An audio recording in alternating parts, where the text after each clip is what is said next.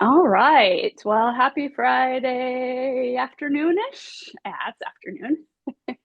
I am so pleased to welcome a second guest to my second podcast, Words Worth Saying.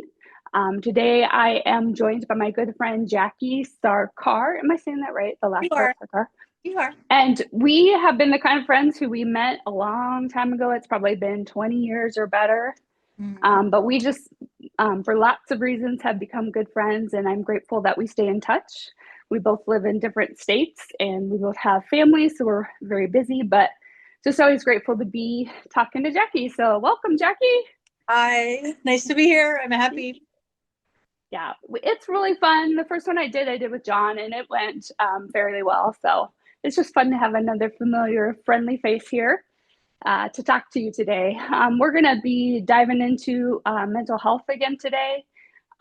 We just both feel, we were just talking about it before I started the recording. We both feel there's just so much more that needs to happen in the conversation. So much more needs to be said so that people can come out of hiding and they can get the help that they need. So, all right. So if you're one of those people or you love one of those people or you just want to learn more about it, stick with us for the next little part while we talk about mental health.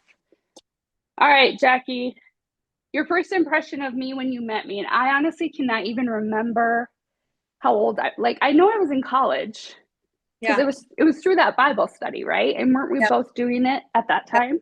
Yeah. Yep. So I was a young professional, and I think you had actually had just gotten a job offer from LPS. Oh, nice. Yeah. You were excited. Mm-hmm. I remember seeing you and thinking, dang, she is so cute because you had like pixie hair Yeah, and I did. you're I had super just short hair back cute, then. just Mm-hmm. cute. And then Mm-hmm. but I also remember seeing in you something that was very familiar, Mm-hmm. um, which is just kind of a brokenness. Yeah. And Mm-hmm. I remember thinking, oh, and then, but I was in my own, angst. So Yeah, I don't think we really ever broached any deep topics, at least that first several months. yeah. And was it at least a year or two that we were together before Yeah, my diagnosis? I think so. Okay, yeah. Yeah. So I'll piggyback off that. My first impression of you was just your kindness. I mean, it just flows out of you. Like you're a very kind person. You know how to be firm when you need to be, but you always lean into kindness first. And I felt that.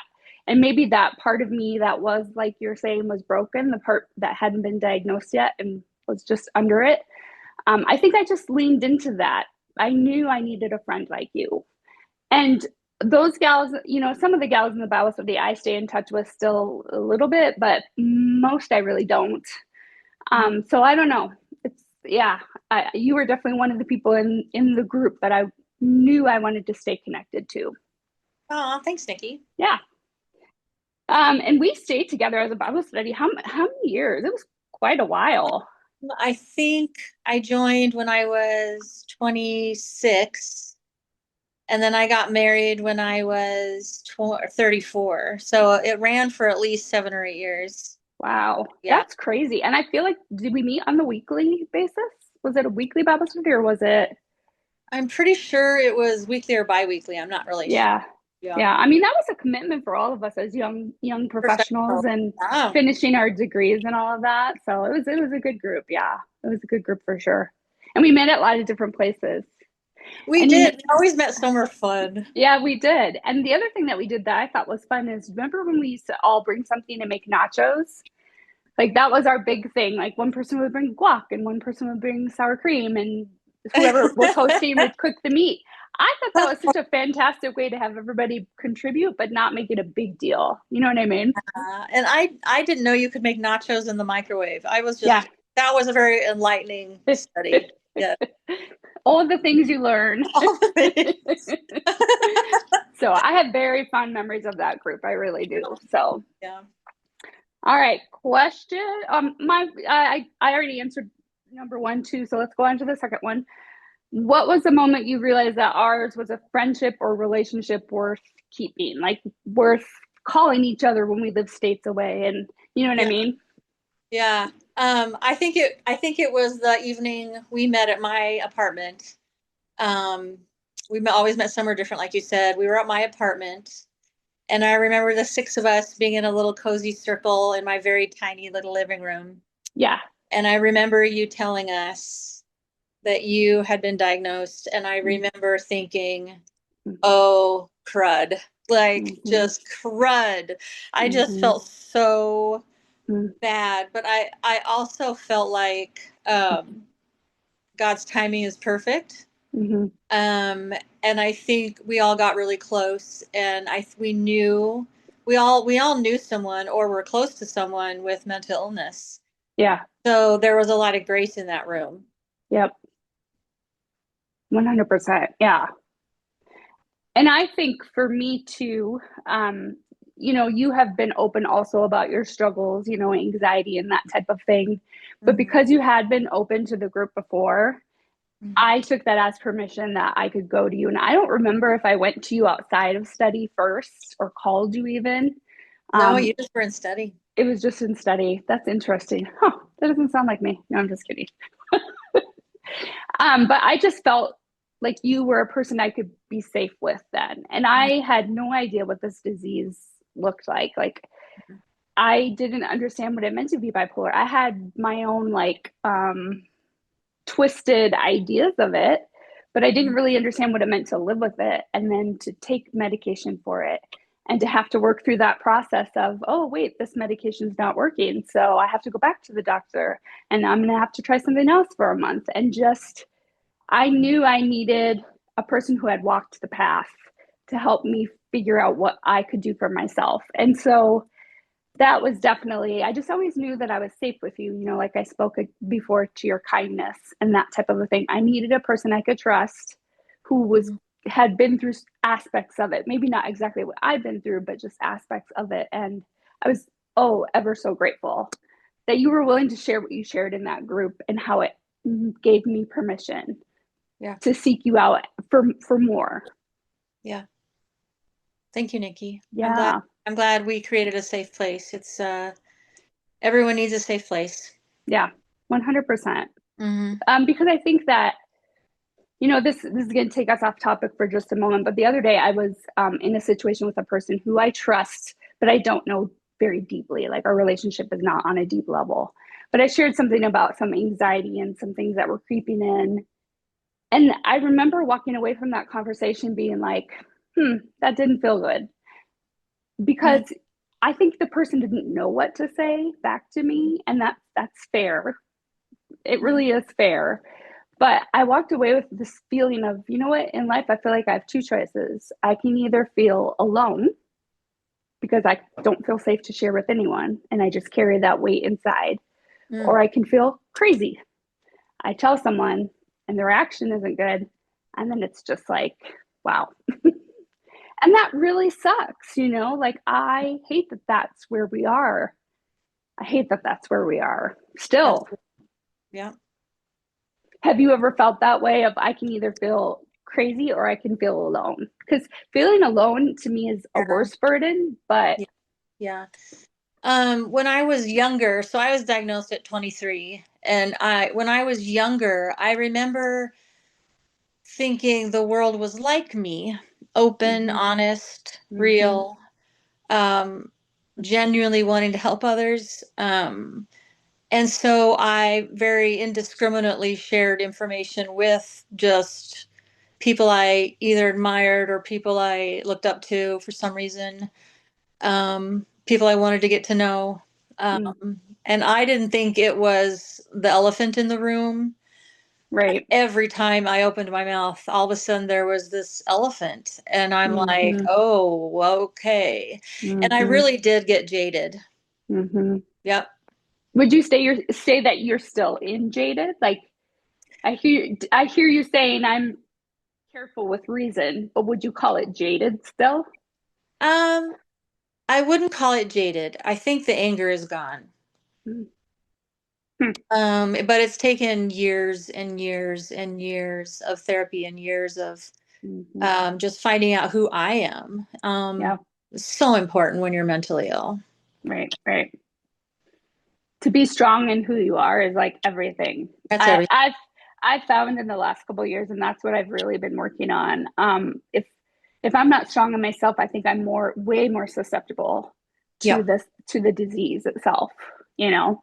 But if I kind of make that strong stance in who I am, you know, my own thoughts, feelings, and ideas, then I'm more able to stand firm in what Mhm. I want and need, and not letting these external or intrusive parts or whatever you would want to call them get to me. Yeah. So that's been a big lesson. I have to say I'm a little angry. Nobody ever taught me that.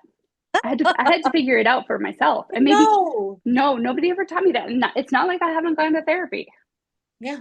I had to figure it out. I had to figure it out after my second hospitalization and start to be like, I'm not dealing with this anymore.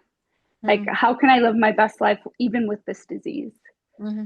Because I told somebody too, I said, this disease is brutal. I would not wish it on my worst enemy. I really wouldn't. So anyway, Yeah. Yeah. so why is mental health important to you? Why do you make it a topic of something worth talking to a friend about on a Friday afternoon? So, I would say because my own journey has been coming from a place of complete ignorance Mm, and even condemnation. mm, There is no condemnation for being mhm. mentally ill. Right. Not not in God's heart, Mm, and it shouldn't be there in man's heart. mhm, It is absolutely necessary for freedom to be able to say I'm mentally ill. mhm, You know, mhm, I struggle in this way. mhm, It's freeing to have someone not ostracize you, to have someone not lay an egg, like you looked at you like you just laid an egg, you know, like you just laid mhm, an egg, lady. I'm out of here. mhm. But just to have people know that it's going to be okay. It really is. Yeah. It really is. There is no condemnation. Yep. And I think for me, after the first time I was diagnosed, which was back in my early 20s, Hmm. I did feel that condemnation. I did feel that shame. Like I really felt a lot of shame. And I think I was just fighting that even from the get go because I think I knew intrinsically, this is not my shame to bear. This is not my burden of guilt to bear. Hmm. But you know, you don't feel like you can be safe to talk to people about it. Hmm. You know, I'm grateful that I live with a nurse who understands the nature of it, and so I know he's my person. But sometimes you need to talk to others too, and so yeah, I Hmm. think for me, um, the whole point of all of this, and you know, I shared on the first podcast that we lost Jack. We're Hmm. coming up on 2 years now. We lost him to suicide, my son, and I think that ignited in me a passion too of like let's spread the word. I love what you just said. There's no condemnation. Like spread the word. There's no reason to hold this into yourself and just feel this heavy burden. Like you can't share with everybody, and that's okay. But find some people who you can share with, kind of like our Bible study, where there's not that judgment, and just find a place to unburden yourself and to know that you're not alone. Because I will go back to, I don't think that I should have to feel either alone or crazy if I need to or want to share with somebody. That shouldn't be the only options. Hmm. So, um, this kind of ties on to it too, but what is the biggest stigma facing those who have a diagnosis? Like, what would you say, maybe from your own experiences and or things you've seen change over time? What do you think the biggest stigma is facing those who So have it? I think the misunderstanding of the disease Mm-hmm. in your own life. So for me, I wasn't able to move forward. My psychiatrist actually delivered the news almost triumphantly, like, yeah, I figured this one out. And I remember feeling Huh. devastated, and I Yeah. started to weep, and he literally was like, "Why are you upset?" I'm like, "Dude." He was like, not great. He does not sound like he should have been doing what he was doing. Not great. But I felt so alone in that moment.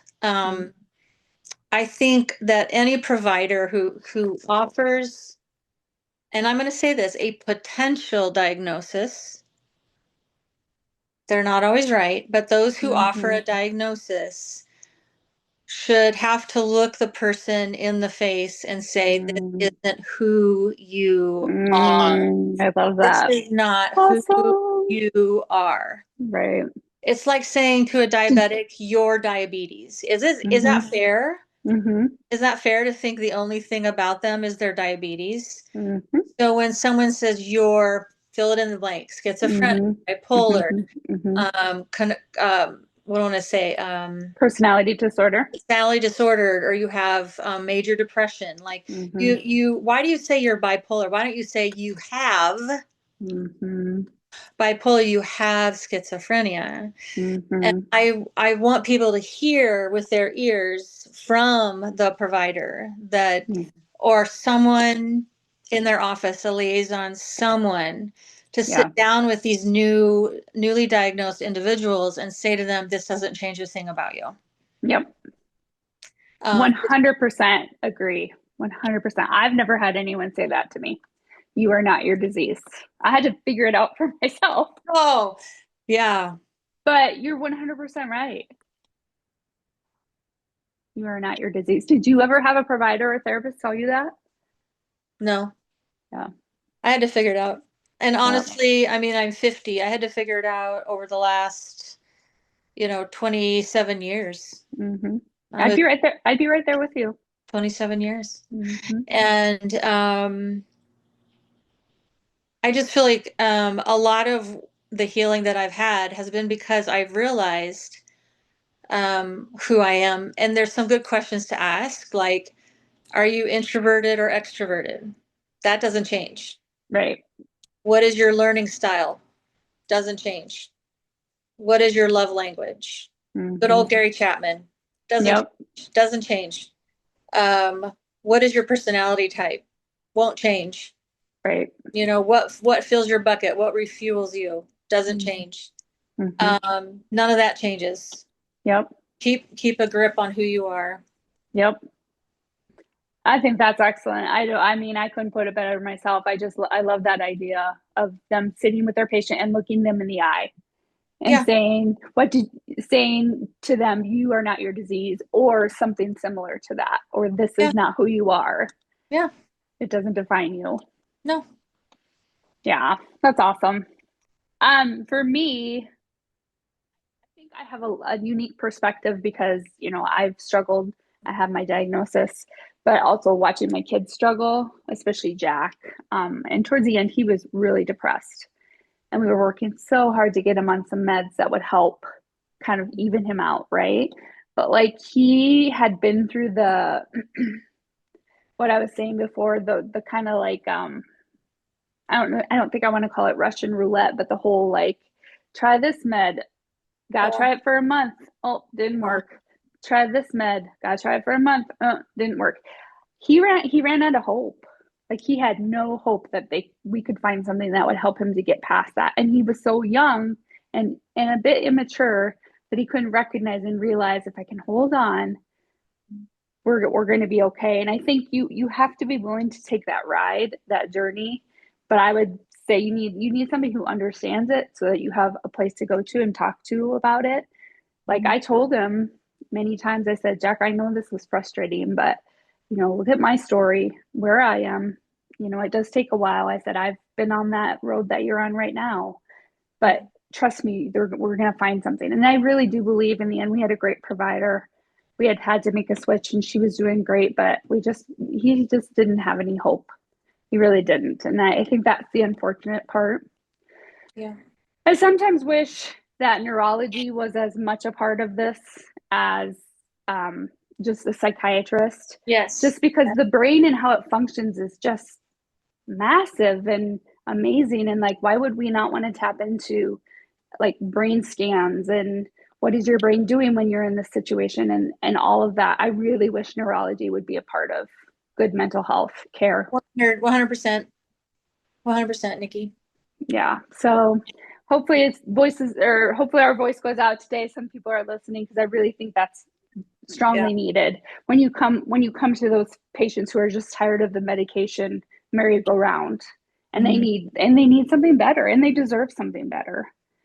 And I So would say, and I told this, I think I told this to you when we met one-on-one after your diagnosis, but I remember telling you that it's so hard to remain sane during appointments with providers when you're in charge of your own health, your own mental care. So okay, I'm in mm-hmm, charge of my own mental care, but the mm-hmm, thing about me mm-hmm, that needs the care is the mm-hmm. thing that I have to use to care for Yes, myself. yes, So it's like a catch 22. Like yeah, you have your healthy brain. Oh mm-hmm, yeah, I need to go on a diet. I have high cholesterol. In mm-hmm, mental illness, it's like the thing mm-hmm, you're supposed to use to take care of yourself is the very thing that's broken. So mm-hmm, you're going to make mistakes. mm-hmm. You're not going to speak up when it was necessary. Yep. You're going to think your provider is knows exactly what's going on. They don't. Mm-hmm, mm-hmm, They don't. mm-hmm, They're human. Um, and you're gonna really you're gonna need a lot of grace. You're just yeah, gonna need grace, yeah, and just find someone out there who can say, "Yep, mm-hmm, well, that was a fail. So let's go. Let's move on." Or have you yep, thought of this? Or but the one thing I would tell someone who's newly diagnosed is just be super tenacious. mm-hmm, Super tenacious. Be mm, annoying. Push yeah, oh back. yeah, When mm-hmm, your provider says, no, that's not how you feel, you mm-hmm, need to say, stop. I mm-hmm, am telling you how I feel. mm-hmm, Like your provider is not God. right, You are just as much a part of that partnership as they are. yeah, You actually you're the expert. You know how you feel, you know how you yeah, think. And the sad part is that for years I mm-hmm, had a dual diagnosis. So I had a diagnosis, and then one of my therapists was like, I think you have ADD. And I was like, what? I'm 48 years old. What do you mean? I don't have ADD. I was a good student. And she was like, no, I think you have ADD. And I'm like, mm-hmm, lady, what are you talking mm, about? yeah, Here's the sad part. For years I had been telling every provider, my brain is never quiet. Never mm, quiet. Like I feel like mm-hmm, I live in a house with 20 TVs, yeah, and they're all mm-hmm, on. They're all mm-hmm, on. mm-hmm, And conversation, studying, all these mm-hmm, things that I knew I had to do, I couldn't do yeah, very yeah. well. And Huh. then once I went on meds for it, I was like, what? But that On was the really good frustrating. side, right? Like it got better. It got a lot better. I was like, this is great. I had no idea normal people could Oh, concentrate. yes, that's But I think if I awesome. had just been more tenacious Mm, and more persistent, I think it would have been resolved a lot earlier. yeah, And they can't tell you how you're feeling. You're the yeah, expert. You're the expert. right. You make such a good point about that we're supposed to be making our choices with this brain that's diseased or has these tendencies. I mean, that's amazing. And I'm thinking to myself, how could we have like a mental health advocate? Yeah. Like, especially for those people who maybe are on their own and they don't have family to help support them. I Yeah. think that's needed. Like, I could see that being a role that could be part of an office or a facility, just Yeah. because then that person can kind of be on the outside but also partner with this person who's trying to make these choices Yeah. with this brain that doesn't always function the way that it should. You know what I mean? Kind of like a mental health doula. Yeah, kind of. Yes, Kind of someone 100%. who knows the science and the heart and Yep. like can really just come alongside you. Yep, 100%. I think that's fantastic. And I never really thought about it that way before, but I think too that's why a lot of people choose to go off meds. And the Mm. number one thing that I hear from a lot of them is, well, I'm doing so well now. And I'm like, yeah, because your meds are working. Like, don't go off the meds if they're working, you feel better. That's why you want to stay on them. So just like in Yeah. situations like that, like, Yeah. yeah. Anyway. All right. How do you keep yourself mentally well? I'll take this one first if you don't Okay. mind, No, please do. because I kind of had a revelation the other day. I was driving back from Nebraska with my daughter, who got her senior pictures taken there. Mhm. And we were listening. She has an old Honda Accord 2002. So we were listening to a story through her Bluetooth. So it's the way that it works is her dad got her this little device that she plugs into the where the cigarette make cigarette you know what I'm talking about. Lighter, the Yes, cigarette yes. lighter Yep. So you plug it into there and then you can plug your cord into it and then it'll play through Bluetooth, it'll play on your actually you radio. don't even need the cord. Through Bluetooth it'll play the story or whatever's on your phone. Well, Mhm. we got into Omaha and there was a station that was tuned to that station that we had it playing through. And Mhm. she was going to kind of reach to change it to CD. And I said, no, Kat, just go ahead and let it play. I said, it'll be fine. And we just have to go up over a couple bridges and it'll come back. The story will come back. And when we got through Omaha and it was back to the story, she said to me, she said, I'm really surprised that didn't bother you. And I said, eh, and I didn't really think about it. But what I was doing as the static was playing, I just kept listening for the story. Like I knew the story was there. I just kept Oh, listening for wow. it. And so I had like a kind of a revelation about this chatter that comes to me sometimes that's this intrusive, both thoughts and feelings and even ideas. I thought about that chatter, how it tries to interrupt my story, right? And Mhm. I'm getting to the point where I can really tune it out because I know it's going to get better. I can tune it out and just listen for the story, listen for my story. And I don't know, that was really helpful to me because, like I said, for the last 2 years, I've been working really hard on these intrusive thoughts, feelings, ideas are not mine. I don't need to listen to them. I'm in charge of my own story. I don't know. It was just kind of like a really this means awesome in sign language, by the way.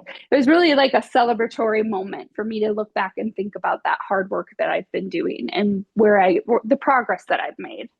Mhm. So That's that's it. an amazing analogy. Yeah, it Amazing. it really helped. Like I just was like, this and yep, and that's what it's been. I like So that. I like yeah. that. So how about for you? How do you keep yourself mentally well? So, I'm terrible at it. I'm somewhat of an adrenaline junkie. And I'm a creative, so it's Mm-hmm. so hard to like Mm-hmm. rein in, but I want to do this, but I want to do. Mm-hmm. So I had a counselor years ago tell me that mental health is like a table and it has four legs. And if it only has three legs, it's going down. Mm-hmm. And the four legs were number one was meds. Stay on Okay. your meds. Yep. If you have a problem with your meds, let your doctor know. Right. So meds, routine, Mm. which is very difficult for someone with mental health, but just try to Yep. establish one routine at a time. Yep. Um, sleep, Mm. sometimes hard to come by, especially if you have young children, or it can be almost like a little ghost that you're chasing around every night. And the other one was diet. Mm. Caffeine is probably not your friend. Uh, Right. High sugar foods are probably not your friend. Just Mm-hmm. not good for brain health. Mm-hmm. Um, and so he gave those four legs. So meds, routine, sleep, and diet. Another one that I've totally recognized in my own life is screen time. Mm. It does affect your mental health. Yeah. And it's so easy to escape into your phone. Mm-hmm. But the days that I put it down in a designated area Mm. and just leave it there, it's on. I can still hear Mm-hmm. texts and phone calls come in. Mm-hmm. Um, the days that I leave it in a designated area, I do so much better. I love that. Yeah. And that's not a popular idea, but I've kind of found myself separating from my phone a little bit too. And I do. I feel a lot of freedom in that, you know? Peace, peace, Yeah. I peace. even took my email off my phone last night. There was a couple things going wrong with it anyway, but I was like, you know what? I don't need my email on here. I'm gonna take that off. Yeah. Just feels nice. It just feels like you just kind of cut the Phew. tethers. Yeah. Yeah. The Yeah, other thing. it weighs so little, but it's a heavy load to carry. Mhm. It's so easy to get stuck in the news. It's so easy to get stuck in what your neighbor did last night. It's so Yep. easy to get stuck in the newest sale. Yeah. But And that that's not where you're living. You're living in someplace real right. Ooh, I like that. and good if you'll lean Yeah. into it. So real life Yeah. is so much better. I like that. Real life is so much better. I love that. Mm-hmm. So true too, you know. I think we just all forget that. Yeah. So, Yeah. all right. How about major changes you see needed in the mental health care narrative? We've already talked about several, but is there anything else that you can think of? I can't. I think that your idea of having like a liaison or someone there Mm-hmm. would be so fantastic. Or just have a provider take that responsibility for the care of their patient Yeah, as, 100%. as a person, not as a diagnosis. Right. Mm. Always always people first. Always. You're treating Always a people person, not the first. numbers. You're treating a person, not the disease. Mm-hmm. I Yeah. love that. You know, I one time, so I was at the dentist one time and I had the gal who was doing my cleaning, was talking to me about her child who didn't have a mental health diagnosis, but was, special needs. Yeah. And she was an adult living in their home. But she was telling me about a place in Des Moines that had opened up that was specifically housing for um, adults who needed support, but they didn't want to live at home anymore. And when she Hmm. told me about it, she was like, she's so happy there. She doesn't even really like to come home anymore because she just loves being part of the community there. And when she said that, I just got this picture of, gosh, I wish we could do something like that for the mentally ill because I feel like the really majorly. They really suffer with their condition, end up in prison, or they end up homeless, or, you know what I mean? I wish we could create communities like that for those who have a mental health diagnosis so that we didn't see them on the street, so that they didn't get sent to prison because they did, you know what I mean? Like, just, When they were psychotic, they did something that they yes, weren't even in control of. right, right, exactly. I just wish we could create communities like that. And I Yeah. know there might be pushback of, how would you keep them safe? How would you, but I don't know. I think that we could figure that out and problem solve it. But it really breaks my heart to drive past the guy on the street who is so very clearly mentally ill and he's living out, um, you know, In the snow and exposed. rain, in the snow and the rain. Yeah. Uh-huh. And or the guy or woman, the gal or guy who gets dragged to jail because, like you said, under a psychotic state, they did something illegal. It feels like we should do better because, again, going back to what you just said, people first. These are people.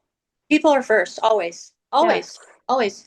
And I would add to that. I would say that if someone who has a record or someone who has multiple addictions is listening or seeing this, I Mm-hmm. want them to know that there's a lot of grace for you. Um, Mm-hmm. number one, from the heart of God again, and number two, from so many people out there that understand what you're going through. Mm-hmm. And I just want to say to them, like, you are so worthy.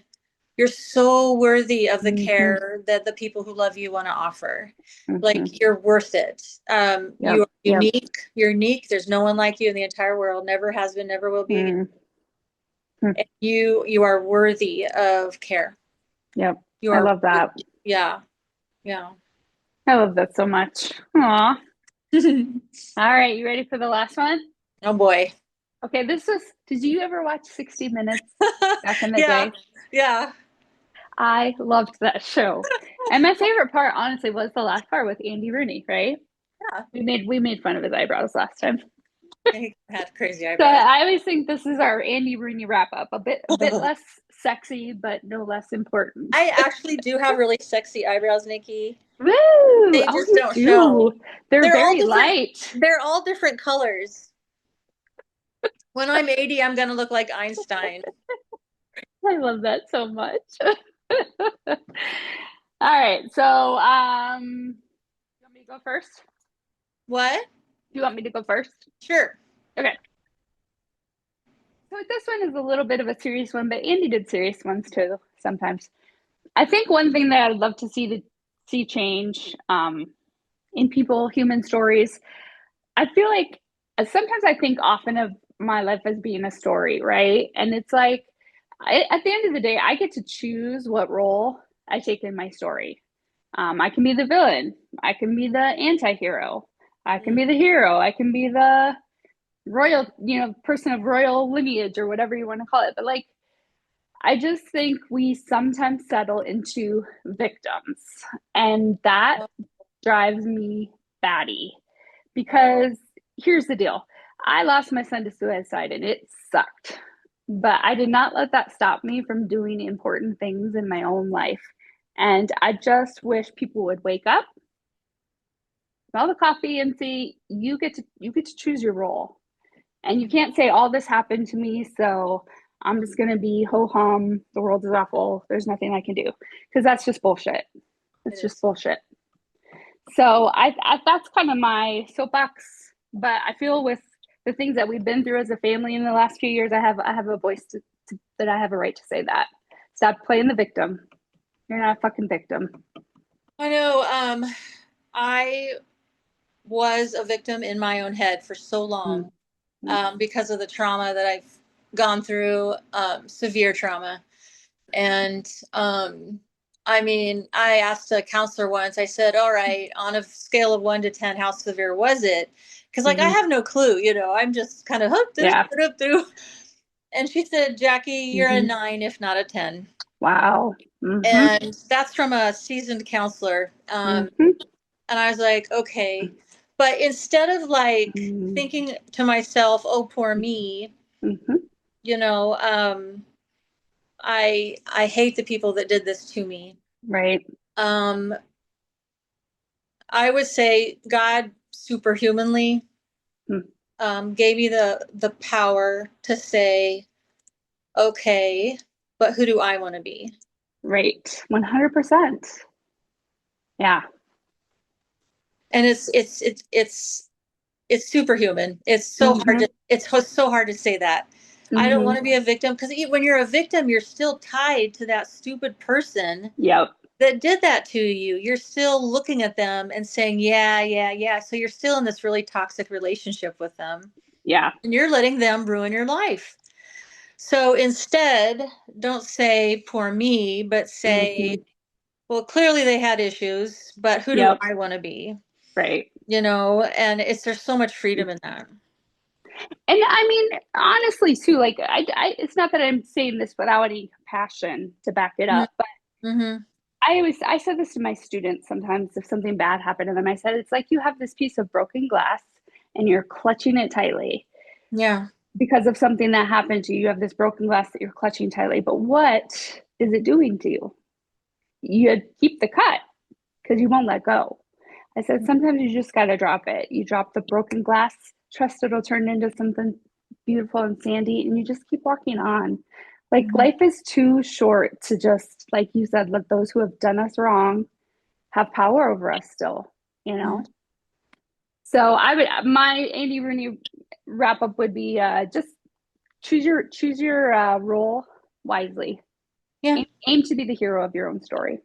Yeah. And it's okay to be different. Mm-hmm. And 100%. it's 100% okay to be different. And people may not understand you, but honestly, they're probably trying to understand, like, I mean, it's hard to understand them most of the time. Yeah, right. We're just we struggle to understand each other as humans. So when someone gives you a look, don't let that one look drag you down. Mm-hmm.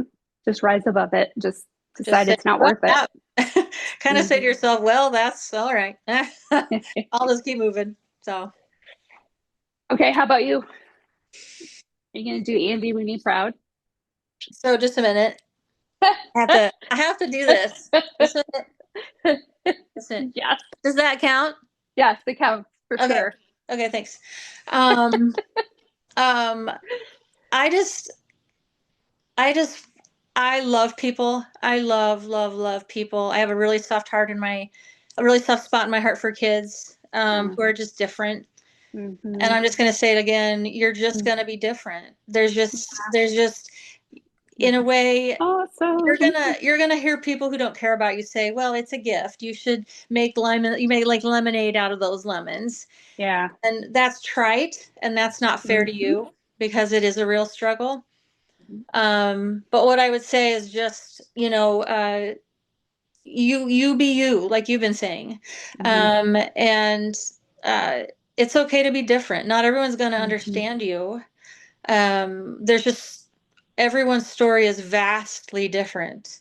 Mm-hmm. And I would also say don't fall into the trap of wishing you were like him, Mm-hmm. her. Mm-hmm. Don't wish you were like someone else. Wish you were like yourself, because when you know who you are and you're strong in that, it actually is a wonderful life. Mm-hmm.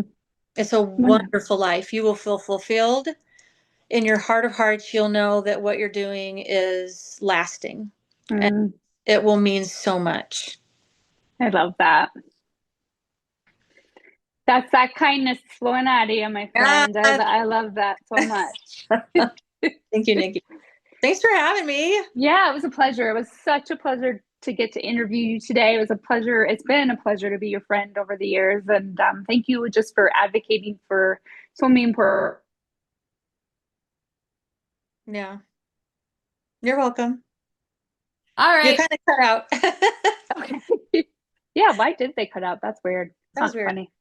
Anyway, thank you so much for meeting with me today. I hope that you have a fabulous weekend. Thank you. You too. All See you. right. Bye. Bye, friend. Bye. Bye.